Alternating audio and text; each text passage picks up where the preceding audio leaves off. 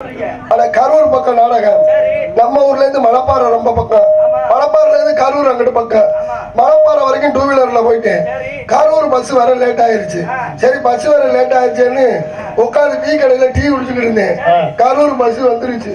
ஐயோ பஸ் வந்துருச்சு பேக்க தூக்கி நான் பாட்டு பஸ்ல ஏறிட்டேன். டூ வீலர் நிப்பாட்டினா அப்படியே மறந்துட்டேன். கரூர்ல போய் இறங்க போறப்பதான் எனக்கு ஞாபகம் வந்துச்சு. ஐயோ வண்டி அங்கேயே டீ கடைக்கு முன்னாடியே வச்சுட்டு வந்தேன் மேடம். என்ன போகுது ஏதா போகுதுன்னு பயம் வேற வந்துருச்சு எனக்கு. அங்கேருந்தே சாமியை கும்பிட்டேன். என்ன 10 வேளை மணப்பாறை மாரியம்மா என் வண்டி மட்டும் அங்கேயே இருந்துச்சுன்னா காலையில உனக்கு ஒரு அர்ச்சனை பண்றேன்னு வேண்டியிருந்தேன். நாடகம் முடிச்சுட்டு வந்து பார்த்தேன், சாவியோட வண்டி அங்கேயே நின்றுச்சு. உழைச்ச காசு மணப்பாறை மாரியம்மை நம்மளை காப்பாத்திட்டாங்க. பெத்தவ விட்டுருவாளா? வேண்டுதல் நிறைவேற்றணும்ல. உடனே ஒரு அர்ச்சனை ஜாமா வாங்கினேன்.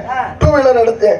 மாரியம்மன் கோயில் முன்னாடி போய் வண்டி அனுப்பிட்டு சைடு லாக்கெல்லாம் போட்டுவிட்டு உள்ள போய் அர்ச்சனை பண்ணி சாமியை கும்பிட்டு வந்து வெளியில வாக்குறேன்.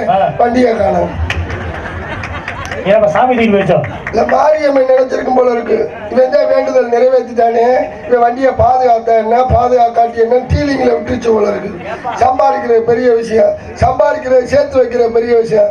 இந்த காலகட்டத்தில் 10 கை இருந்து சம்பாதிச்சாலும் ஒண்ணும் பண்ண முடியாது. அதை எப்படி சேமிச்சு வைக்கணுமோ நல்லபடியா சேமிச்சு வைங்க.